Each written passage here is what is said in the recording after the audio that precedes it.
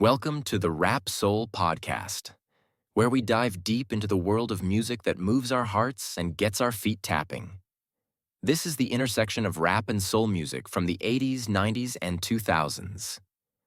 We appreciate you for listening. Share this podcast with a friend or family member who loves music as much as you do. The podcast is hosted by 12 Kyle. Next up, the Rap Soul Podcast. What's up, y'all? It's your boy 12 Kyle from the Rap Soul Podcast. I want to thank each and every one of you for tuning in as you do each and every week. I really do appreciate it. I also wanted to offer a programming note. This particular episode, the Rap Soul Podcast Classic, is an old episode. And for some, it may have been something that they've heard before because it was initially on the flagship station, the 12 Kyle Podcast, back in 2016. But I wanted to give it to you guys here because the thing is that many of you didn't know my podcast existed in 2016. And the great thing about these episodes is that the information has not changed. It's not dated, and it's going to sound and feel as fresh as it did back then. So sit back and relax and check out this new episode from the Rap Soul Podcast Classic. I appreciate it. 5,000. Yo. Thanks again for checking out another edition of the 12 Kyle Podcast. I'm 12 Kyle, but you should know that by now. If you haven't done so already, make sure that you subscribe to the podcast. You can find the podcast anywhere. We're on iTunes, Stitcher Radio, SoundCloud, Google Play, Overcast FM, Pocket Cast, YouTube. Of course, you can catch me on Facebook, Twitter, and the Gram. So there's no reason not to subscribe to this podcast. All right. So here's what we're going to talk about today. As many of you know, if you've been following this podcast, we've been featuring a lot of albums, a lot of great hip hop albums that dropped in 1996. And this podcast will be no different. We're going to talk about the fourth album from A Tribe Called Quest, Beats, Rhymes, and Life. This was their fourth album, and it dropped on July 30th, 1996. Man, it's hard to believe it's been 20 years because I remember, how things were when I actually copped this album. Much anticipated. Anybody knows me knows that I'm a huge Tribe Called Quest fan. So I was definitely looking forward to this album. And, you have to kind of also look when you look at and you think about this album, you also have to look at the backdrop of what was going on at this particular time in the summer of 1996. Just to give you an idea, earlier that year, the Fugees dropped The Score. Tupac dropped All Eyes on Me. Just the month prior to this album coming out, Jay-Z dropped Reasonable Doubt. Nas came with It Was Written. And Native Tongue crew members, De La Soul just dropped Stakes Is High just a couple of weeks prior to this one. So you have all of that coupled with the fact that there is a East Coast, West Coast beef, quote unquote, brewing in this country. And here comes Tribe Called Quest. So no pressure, right?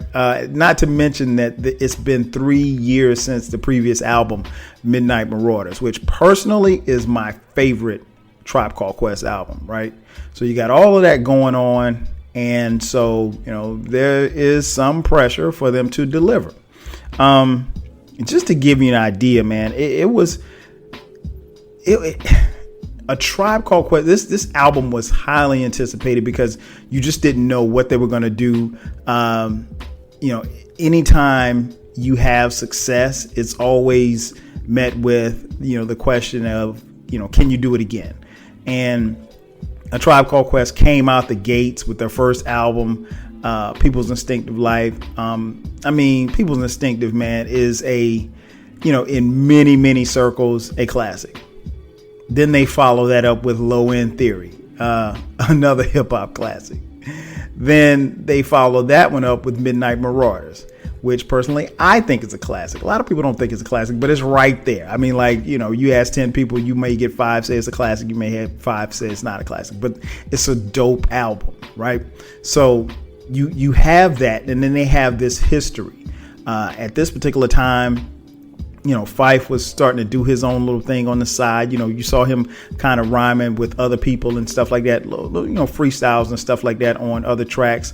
Ali Shaheed Muhammad was getting into the production side. Both he and Q-Tip, they were working with acts like D'Angelo and Roots, and so you had this whole movement. And I remember coming up to this album, I was interested to see who was going to do the production on the album. And I got wind, and this, of course, is the pre-internet era, so you had to, it was by word of mouth, that the production was going to be from the Ummah. And I'm like, okay, who the hell is Ummah? The Ummah was a group that consisted of Q-Tip, Ali Shaheed Muhammad, and Jay Dilla, the great Jay Dilla, rest in peace, from Slum Village. So, and at the time, honestly, I didn't know much about Jay Dilla. So I was, that's the only kind of information, if you will, that I had leading up to this album. So again, you got everything else is going around. You may have a situation where the production has changed slightly and it's different, because just to give you an idea, other than the Ummah produced the entire album with the exception of one song, and that was produced by Rashad Smith. But other than that, the Ummah group, they produced the entire album. So you had a possibility that Tribe would be coming with maybe a little bit less of the jazz kind of sound that they had on the previous albums. But come on, man, this is Tribe. It's going to be funky. If nothing else, it's going to be funky. It's going to be dope. And you're going to get dope rhymes from Phife, and you're going to get dope rhymes from Q-Tip, and it's going to be all love, right? So that's what we anticipated going in. This album did well commercially. I think the first single was Once Again. And so when I remember first time I heard Once Again, I was like, okay, like this is, I'm vibing to it. Got the chick singing on the hook. I'm like, okay, so this is the jam. This is, this is bumping. This is going to be okay. Right. So that was the first single, but this album sold well. This album eventually sold. It went platinum. I think, I want to say it dropped in 1996. I want to say by the end of 96, it was at least certified gold. It went platinum in 1998. But to be honest, even though the success that the album had, and I mean, it was nominated for a Grammy, and in 1997, and Tribe was nominated for a Grammy for Best Rap Duo Performance. So it's it was well received, to say the least. I think it got 4 mics in the source. Rolling Stone and some of these other magazines, they liked it. It wasn't really anybody, from when it comes to critics, there were no critics necessarily dumping on the album per se. So it was, it was a good look. It was a good look, or so we thought. But the album, I think, really, really was different. It was different from what we had heard prior to. So let me just break down the tracks for you. First, the album starts off with Phony Rappers. Now, here's the thing that was really interesting, because I remember listening to Phony Rappers for the first time, and I hear, Q-Tip rhyming or whatever, and then I hear this other voice, and I'm like, who the hell is that? Because it wasn't Phife. And I'm like, oh snap, is Ali Shaheed Muhammad rapping? And I looked on the liner notes, and it was somebody named by the name of Consequence. I'm like, okay, who the hell is Consequence? And at that particular time, I looked at the rest of the liner notes without even finishing the album. And I looked up, and I'm like, damn, this dude Consequence. And keep in mind, I'd never heard of Consequence before. He's on. There's 15 tracks. He's on half the album. How the hell does that happen? So I was like, okay, and I'm reading this as I'm listening to the first track, and he was okay, but I'm like, okay, how is this dude on all of these tracks? And I was like, okay, well, I'm still gonna listen. It's no big deal. So Phony Rappers comes on. It's tight. Get a Hold comes on. The beat is banging. I'm like, okay, I like this. After that, you got Motivators. Consequences on that again. Then you get the Jam. Then you got The Crew, which is kind of I actually like Crew. Actually, I like a lot of songs, but Crew is real mellow out. It's kind of like an interlude or what have you. The Mind Power, the Hop, and so I'm like, okay, this is different. This is different. I'm sorry. Let me back up. It went from Get a Hold to Motivators. Then it went to Jam, then Crew, then The Pressure, and then Once Again, which was the lead single. Now I love Once Again, man. Once Again. Tammy Lucas on the hook. It was the lead single. That song I think really could have fit on. It could have been on Midnight Marauders. I thought it was really, really dope. Like I said, she's on the hook, and it had a cool video, and I was like, okay, this is this. When I heard it for the first time, I was like, okay, this is vintage Tribe. Everything else, from Get a Hold to Motivators, Jam, Crew, and The Pressure, didn't necessarily sound. It wasn't whack, but it didn't sound like something that we had heard on previous Tribe albums. Then it went to Mind Power, The Hop, and then Keep It Moving. Keep It Moving. I like Keep It Moving. I liked it a lot. One of the things that was interesting, and I mentioned earlier, we did have a East Coast, West Coast, quote unquote, beef going on, in hip hop. And what was interesting was in the albums that dropped that particular year, you didn't really have too many people address it, particularly like Nas didn't address it on It Was Written. Jay-Z didn't address it on Reasonable Doubt. But there was, I want to say there was a song by Westside Connection that gave some reference to A Tribe Called Quest, and it was like, took it as a diss or whatever like that. So my man Q-Tip comes back and he addresses it on Keep It Moving. Hey, what can you say? He addressed it. I mean, like, he wasn't necessarily coming after them or coming after anybody, but I think Tribe did a good job as far as staying neutral in this quote unquote beef. A lot of groups did. It really wasn't, and I wish I had time to talk about how manufactured I think the East Coast West Coast beef was. Maybe I'll save that for another podcast. But yeah, it was, so I'm glad that he addressed it. But again, the album is moving along and it sounds pretty good or whatever. After Keep It Moving, you got Baby Fife's return, which, he's rhyming on the Consequences on the hook. This was the only song where Fife is featured by himself, and he really wasn't even featured by himself because Consequences on the hook. And I'll talk about that in a second.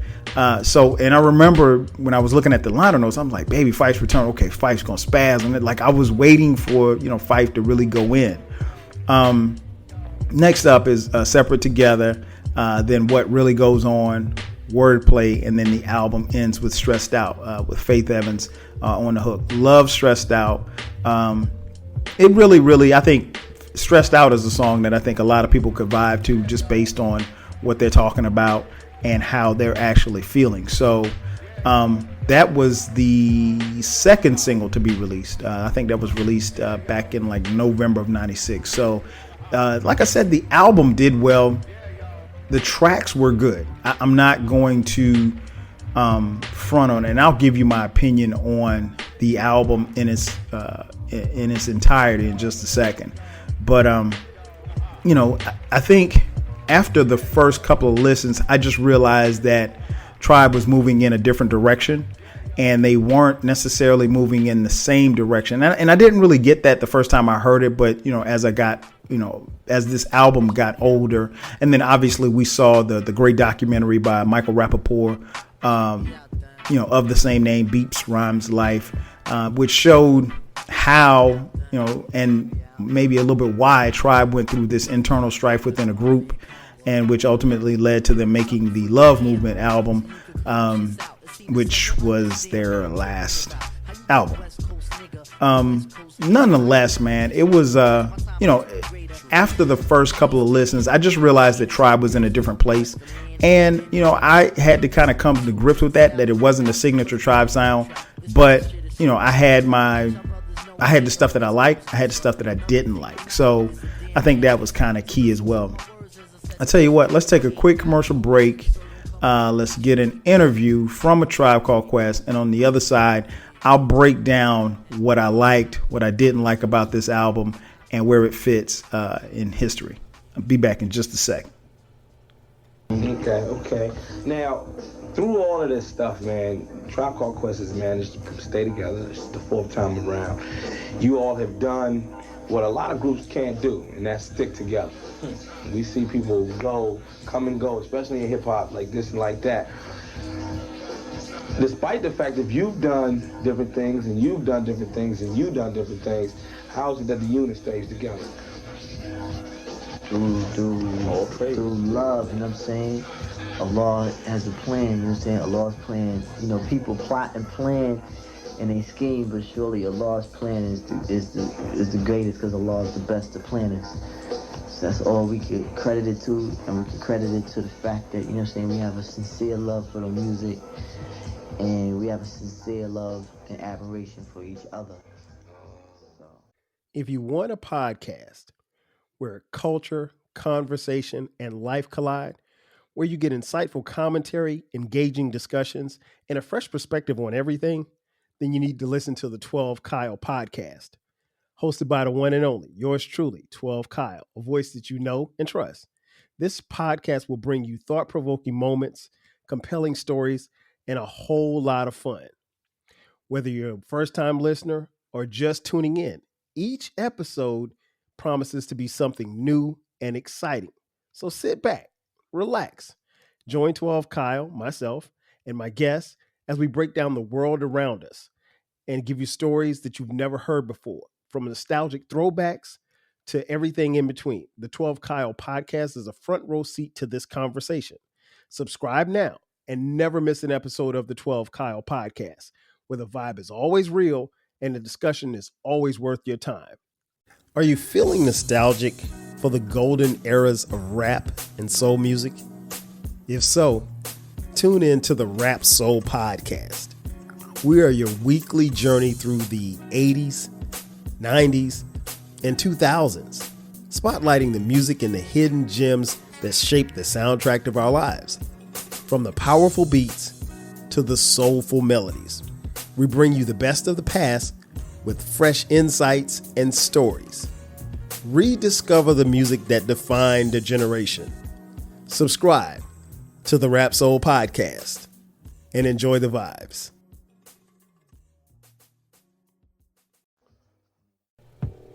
And just like that, we're back. Breaking it down today. Beats, Rhymes, Life, the fourth LP from A Tribe Called Quest. 1996, July 30th, 1996. This album is 20 years old. And if you're anything like me, knowing that this album is 20 years old, it makes you feel old. But that's beside the point.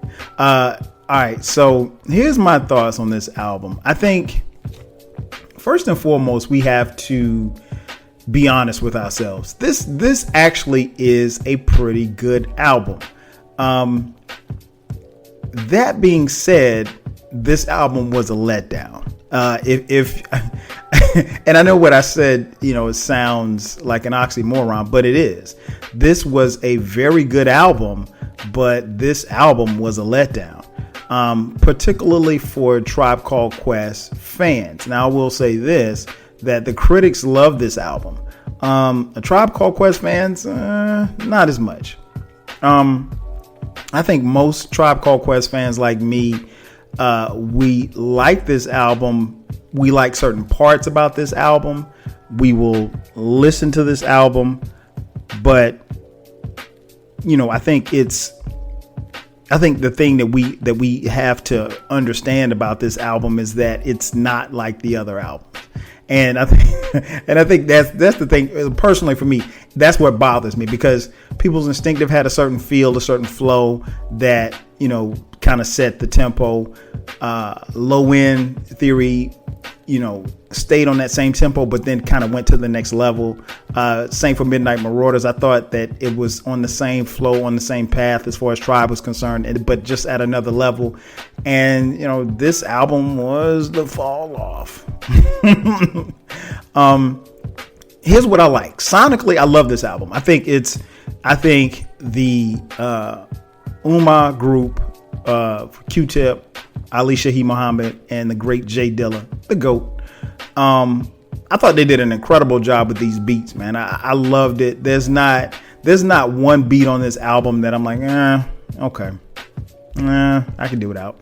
Nah, it wasn't that, man. It was just, I think this album, sonically, I think it sounds good. I think it sounds great. Is it as dope as, the previous three sonically? No, it's not, but I think it's very good.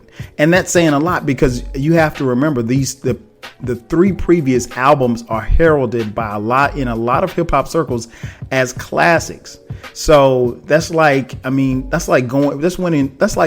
Super Bowl 3 consecutive years. And the fourth year, you not only not make the playoffs, but you go, 4-12. So it was, or you go 8-8 and you win your first 8 games and then you lose your last 8 games. I don't know. Like, it was just, it was a fall off. And again, I don't think that takes anything away from the production. The production is what I actually liked. Lyrically, this album isn't up to par. I don't think that, and I was glad to see the documentary, as I mentioned, from Michael Rappaport, Beats, Rhymes, Life, because there was a lot of internal strife going on within the group. And that documentary, kind of showed it. And even after watching it a couple of times, I still don't know how or where it came from. I mean, some people say, well, Tip is an asshole. Some people said Phife was tripping. Ali Shaheed was definitely in the middle. I mean, I don't really know how much more he could have done. But, this album was definitely a curveball to its fans. I mean, they didn't really have the samples, like how the previous album did. Previous 3 albums did, heavy samples, like I said, a jazzy type sound. Ummah didn't necessarily, I don't know, and it may have been their growth as producers. I don't know. This album, really featured a lot of R&B sound. Like I said, the Once Again, Stressed Out. I mean, those are the 2 biggest singles off the album. And it's, some would say, and I've heard Tribe fans say this, is that, they were swinging for the charts. And they made the charts. I mean, this album went to number 1. So, I don't know if that's what their goal was per se, but if that's what the goal was, then they hit it. One thing that I didn't like about the album, I'm gonna be honest, and I've heard a lot of people say this, was Consequence. And it's not that Consequence is a bad MC, because he's actually a pretty decent MC. Consequence, came out of nowhere really for us as fans on this album. Keep in mind, again, this is 1996, July 30th, 1996. So there was no internet. So there was no way for us to know who this guy was. And, he wasn't like on the mixtape. So he just literally came out of nowhere. And it's almost like, I remember telling my man, I was like, they just threw this dude on the album. Like if I was walking past the studio and it was like, hey, Kyle, get on this album.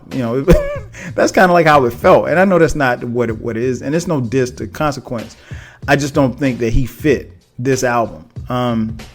It may have been a little bit easier to stomach Consequence if he had been on previous albums.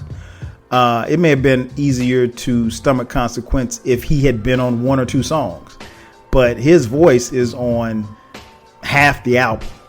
And what's even more surprising is that you get a lot of Consequence and we got a lot less Phife. And of course, we know, by now at that particular time, Phife had moved from New York to here in Atlanta. And, they were going their separate ways, both individually and collectively. So, you know, it was just, this album was a sign that, you know, things were probably headed downhill from there. But I know most of the Tribe fans that I know, I don't want to say they didn't like this album. They just didn't love it. And you know, I can honestly echo those sentiments. I like this album. I don't love this album. If you give me just the instrumental, I probably could rock to it. But, you know, one thing I didn't like was Consequence all over the album. Another thing I didn't like, I don't think that we got our best from Phife and Q-Tip. And I think, you know, Phife just, you know, and the documentary kind of confirmed it, but both Phife and Q-Tip, they seem to kind of just be getting their way through. And I'm not going to say that wasn't their best effort. I think they could have and should have done better. You know, they weren't rhyming the same. Phife wasn't rhyming the same on this joint as he did on Midnight Marauders. You go back and listen to Midnight Marauders, and Phife was killing it. He was killing it. I mean, that's Phife. When you hear that right there, that's Phife. Yeah, man, I just, this album, again, it was good. Source gave it 4 mics. If I had to give it a mic on my mic rating system, I'd probably give it 3.5. 3.5 means it was dope. So it's a dope album. I give it 3.5. You know, it probably, maybe on a good day 4, depending on how I feel. As far as replay value, I still listen to this album from time to time. I listened to it, you know, a couple of times leading up to this show, up to this podcast.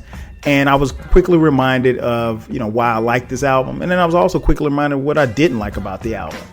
And, you know, it's not to say that, you know, A Tribe Called Quest is a bad group, because I love them as a group. You know that they're in my top 5 of all time when it comes to hip hop groups. But this was the start of the ending for Tribe. And it's unfortunate because I'm such a fan. And I think I remember talking to some of my friends after this album dropped, and, you know, I expressed my fandom, if you will, as far as how dope I thought the album was. But looking back on it now, it wasn't as good as I thought it was. And I think that's one of the things that, as hip hop fans, you know, you have to let some time pass when you're listening to an album. And then when you go back to it, you know, a year, 5 years, 10 years later, if it still has that same replay value, and you can understand and feel how and why you fell in love with the album, then that makes sense. You know, I think that's key. But, you know, other than that, like I said, it's a good album. It's not, and unfortunately for Tribe, they set the bar extremely high. They set the bar extremely high for themselves. So, with that being said, I gotta give it 3.5 mics. As far as what they're doing now, obviously, Ali Shaheed Muhammad, after they dropped the next album, which was The Love Movement, and The Love Movement, my personal opinion, The Love Movement wasn't a good album either. Again, another album with some dope production. But if you think that they kind of walked it through Beats, Rhymes, and Life, they really mailed it in on on The Love Movement. I thought the production was incredible. I mean, like, give me The Love Movement instrumental and I'm there. I'm your guy.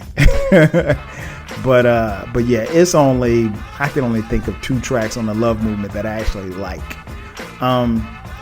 Other than that, they moved on. Obviously, Ali Shaheed Muhammad got with Lucy Pearl. He started doing production. Q-Tip went solo, had his album. Didn't particularly care for his album, but that's another story for another day. And Phife, you know, he had a solo album as well. And what they're doing now, obviously, Ali Shaheed Muhammad, he's still making music, still producing, DJing. Same for Q-Tip. He's still making music. I'm told that there is another Q-Tip album in the works. Hopefully we'll get it. I don't know. I don't know how people necessarily receive, particularly, I don't know how Tribe fans receive Q-Tip's solo efforts. Some receive it well. Personally, I just I would prefer to see Q-Tip rhyming with the group, but hey, it is what it is.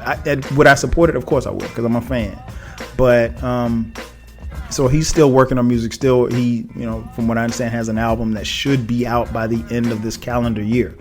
And then there's Phife. Unfortunately, he passed away on March 22nd, 2016, at the age of 45. Man, and I'll be honest, Phife's death rocked us all, rocked the hip hop community, because we didn't see it coming. I mean, the Funky Diabetic, the 5-footer, whatever you want to call Phife, man. I love Phife, man.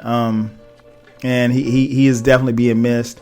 His enthusiasm, his knowledge, what he brought to the table as far as the group was concerned. And again, when I watched the documentary Beats, Rhymes, and Life, it's kind of bittersweet, man, because even back then you knew that we weren't getting another Tribe album, and now we were almost assured that unless they have some music in the archives, we're not going to ever get another Tribe album, and that's unfortunate. But I will say this much: if you want to appreciate Tribe in its essence and in its heyday, you definitely want to listen to the 3 albums. As for Beats, Rhymes, and Life, again, if you have not listened to it, if you haven't listened to it a while, pick it up. I could be wrong. Again, I think it's a solid album, not great, especially in the grand scheme of things when you compare the other albums of 1996. We've got quite a few more to cover. But July 30th, 1996, a solid effort by A Tribe Called Quest. Not their best effort, but a good album nonetheless. Take a listen. Let me know what you think. Thanks again for checking out another edition of the 12 Kyle podcast. I'm your boy 12 Kyle. I'll holler at you next time. 5,000. Thank you for listening. This concludes the episode. Be sure to subscribe to the Rap Soul podcast. You can find the podcast wherever you get your podcasts. Follow the podcast on social media. And feel free to continue this discussion on our Reddit page. More importantly, share this podcast with a friend or family member who loves music as much as you do. Until next time, 5,000.